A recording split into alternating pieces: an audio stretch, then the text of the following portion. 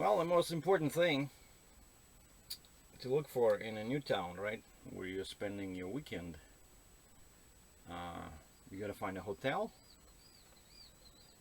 then you gotta find some food, maybe some beer and wine, but most importantly, you gotta find Starbucks.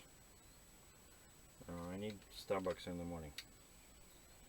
So I went to this nice hotel yesterday, dropped my trailer, and now I'm inside the truck, but just by itself. I'll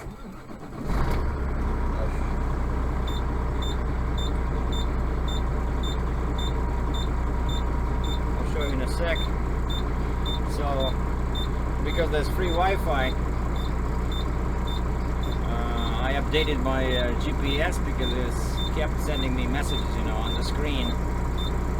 Your map is 6 months old. Oh, really? So what's wrong with it? So I go to the hotel, I hook it up, I punch in my account number, you know, because I got free updates on this TomTom. But I really need to get truck-specific GPS. Maybe a Garmin, because I'm getting tired of this one. It keeps sending me on wrong streets, you know, for cars only. And this is an expensive hotel by the by local standards, of course. Most of them are like 30-40 bucks a night. This one is 60, but it's a brand new hotel, and my room is the size of Texas. I don't know, like 20 square meters, maybe like 200 square feet. Huge, you know, nice TV, LED, LCD, like huge bathroom. I love it. The only thing is, what the heck? I lost all the air in my brakes. I think someone stole my air. Anyway, let's give it a second more. So, oh, and I did my 2 deliveries. So one was in Alamo, and I arrive at the address, and all I see is a McDonald's. There's nothing there, and my GPS says you arrived at your destination. So I called the number on my paperwork, and it has a suspicious looking 902 area code. And I tried to dial that, and my AT&T says, you don't have enough money in your account to make this call. So which tells me right away that it's an international call. So the idiots, my agent gave me a Mexican number for the consignee.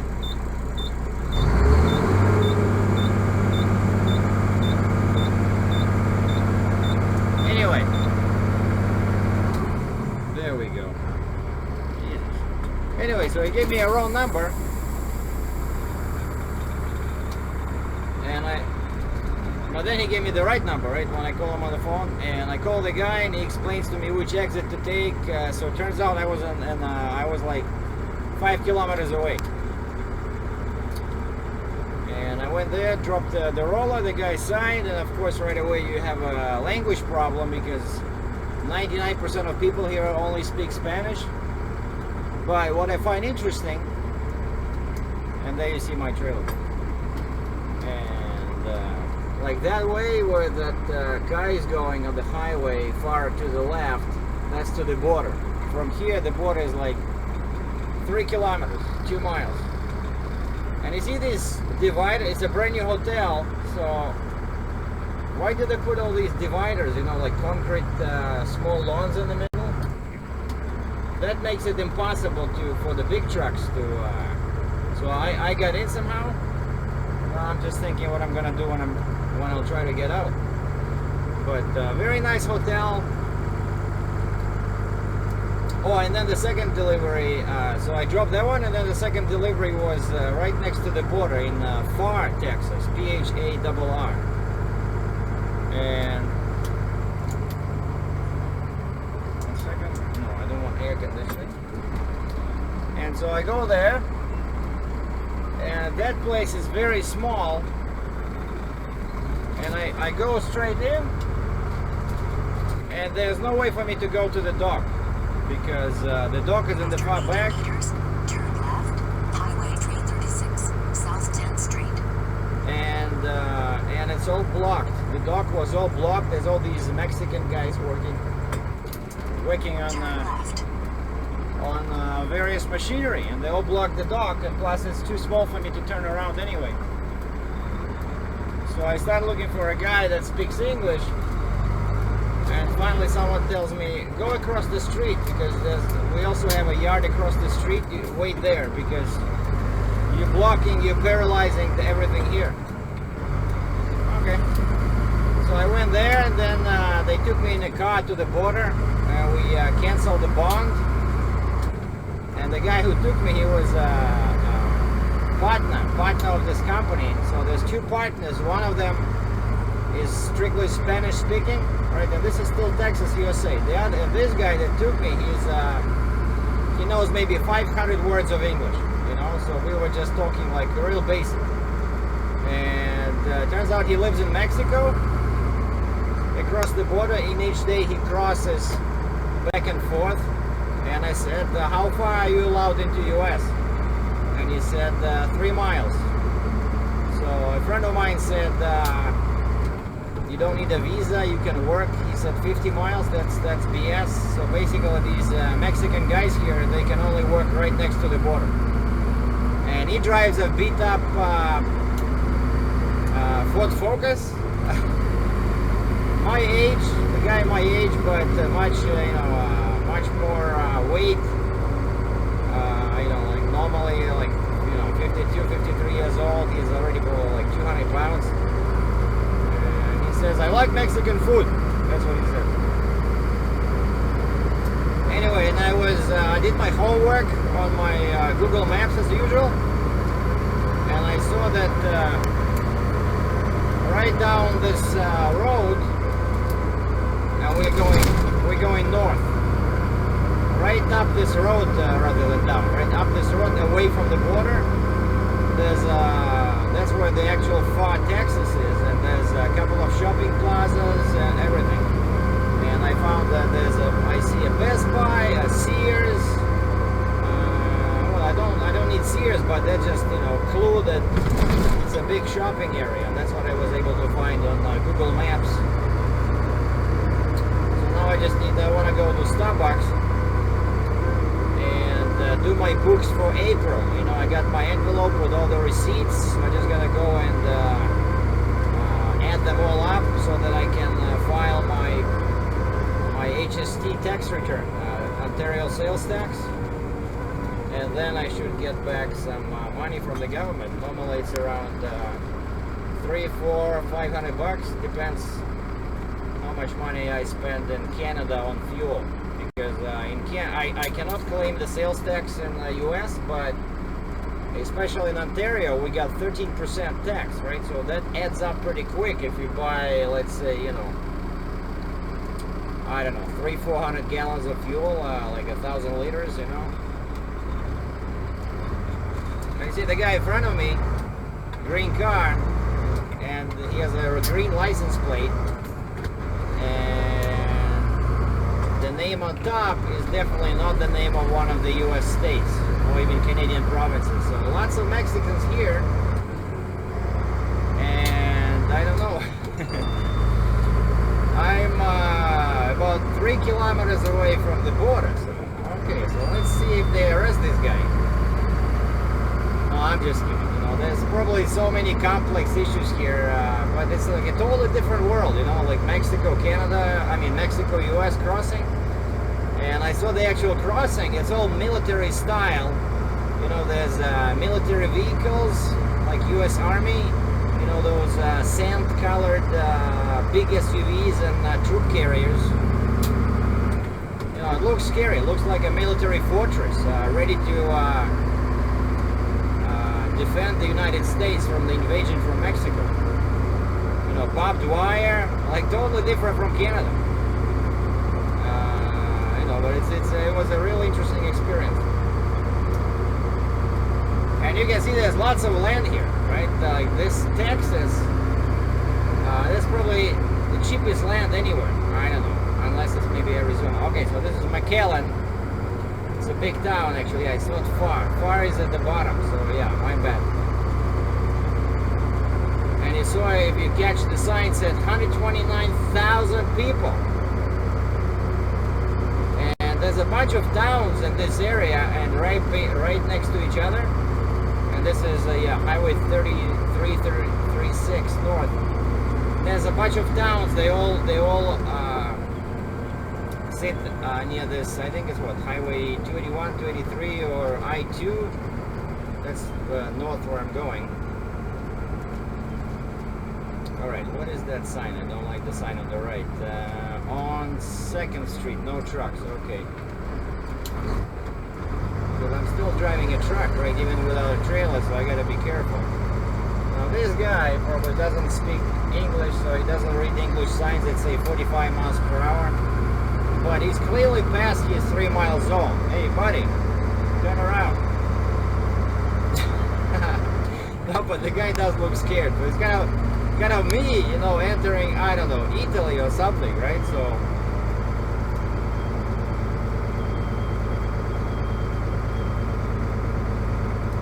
this is, what was it, McAllen TX is a very clean looking town. Look, they even have sidewalks. That's very unusual for an American or Canadian city. And they have on the right there's a bike path. Okay, McAllen Grand Plaza. What is this? Oh, hotel. Well, it's all closed. So the one at the border, they just opened. Actually, I was wondering about that. Like, who goes to hotels here? I don't think Mexicans can afford that, you know, from Mexico. Because they go back right away to their little shack. Or maybe their condo. Like, I'm not too good with, you know, Mexican realities. I'm sorry if any Mexicans are watching this, but... Alright, so here we go. This is the kind of like the downtown. That's what I saw on my Google Maps. Love Google Maps. They always show you all this good stuff, you know. But check out on the right, lots of hotels. After 400 meters, turn left. On my left, I see Macy's. Yeah, that's it. It's La Plaza Mall. La Plaza Mall. That's what I'm thinking. Starbucks should be. Big S mall, and then up ahead you see the bridge with cars passing. That's I think that's the interstate I was talking about. I think it's like 2 or something. Turn left. Anyway, Toronto Avenue. I'm supposed to turn in here. Okay, McDonald's. What do we have here? Buffalo Wings. Well, at least here it'll be easier. Or IHOP, International House of Pancakes.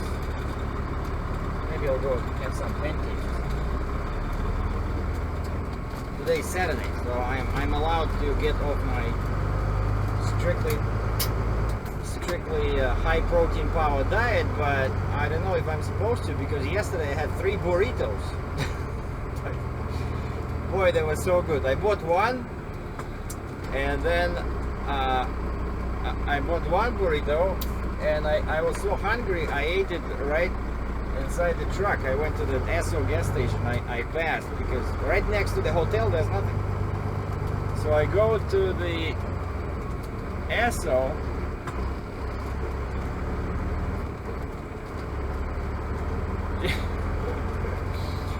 I go to the Esso and they have these freshly made burritos right there, and I never tried this one. This one has ground beef and some potatoes, you know, and like very unusual taste. They're very nice, very smooth and soft. And so I wolfed down that burrito, and it's like $2 only, you know. Yeah, I'm gonna hide away from the heat here somewhere.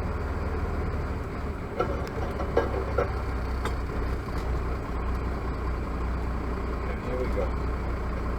Beautiful. So Macy's, I'm pretty sure Starbucks should be somewhere inside. And we can send the camera at the operator. Hello? Yeah, it's still me. But it's getting hot. And so yeah, I wolfed down that burrito right in the truck. It was really good. And I just go back and I say 2 more. And the guy says, oh, I only have 1 of that. And oh, and I bring, because I don't know how to say it, so I bring down the foil that the burrito was wrapped in.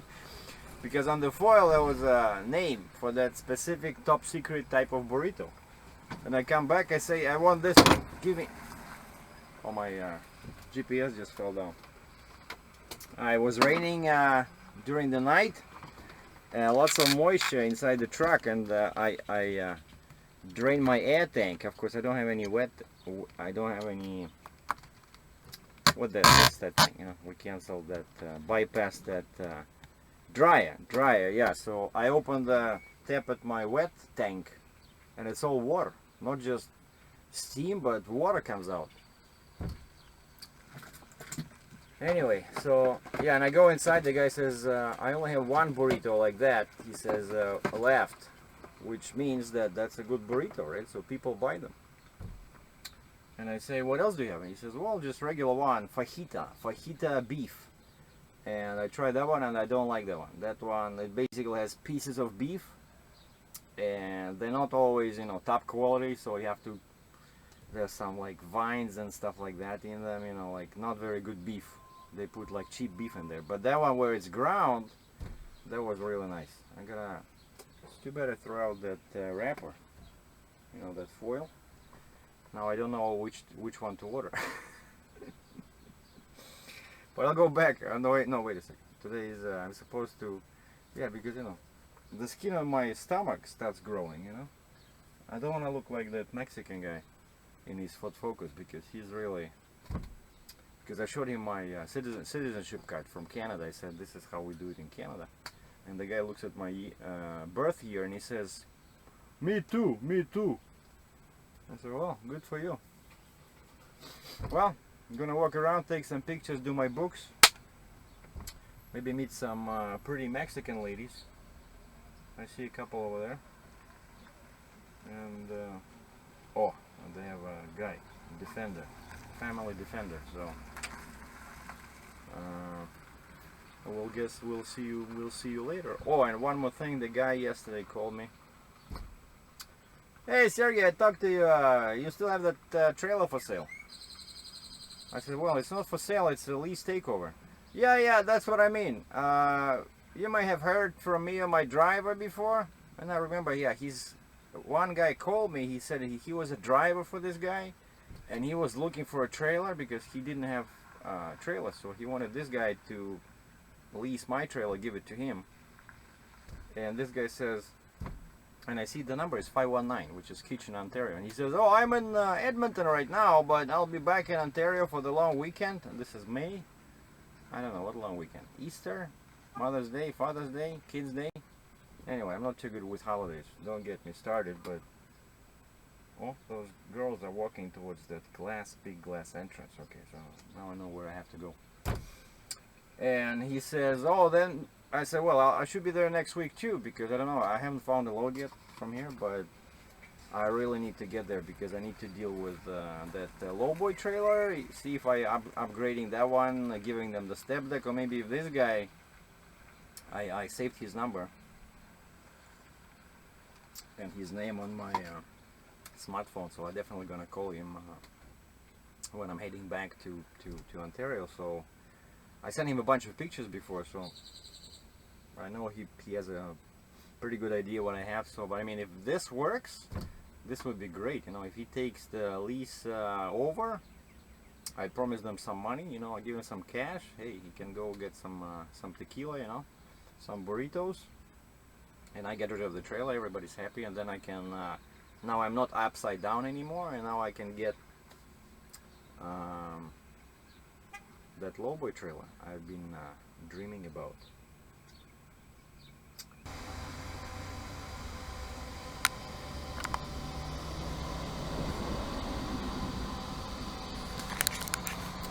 Hey, it's still me. In case you're still watching, hold on. So I spent some time in that Starbucks I found, and then I was looking at these Nikon lenses, right? Because I want to switch to only one lens. What's the temperature? 94 Fahrenheit plus 34 Celsius.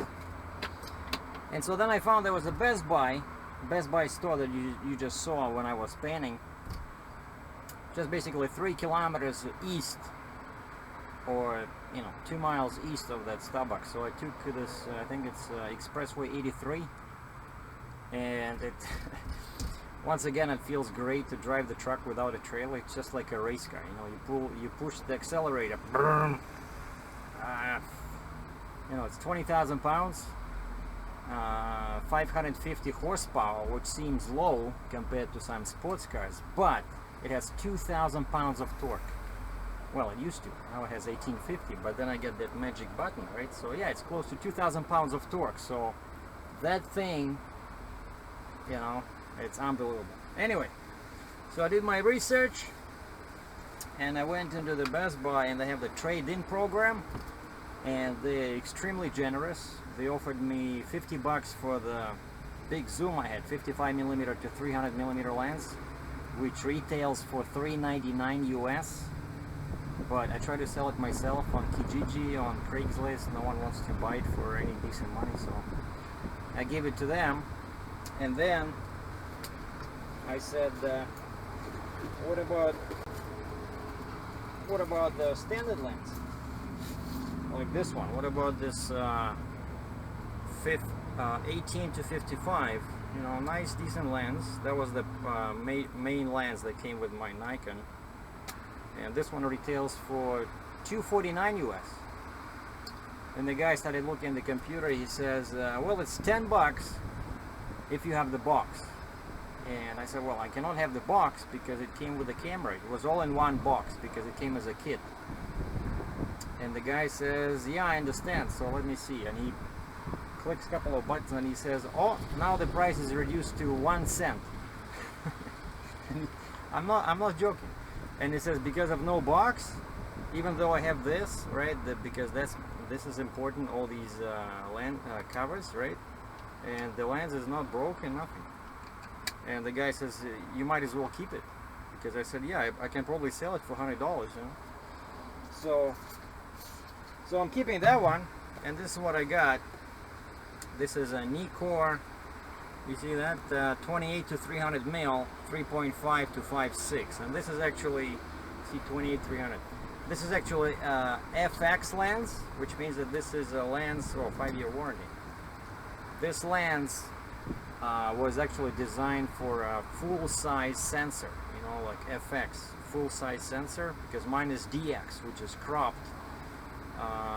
So this is for a better camera, and actually I became curious. I checked online, and the cheapest camera in that category is right now it's a D610, Nikon D610, which gets quite good reviews, and that's the cheapest FX camera. That one is only, quote unquote, $1,800.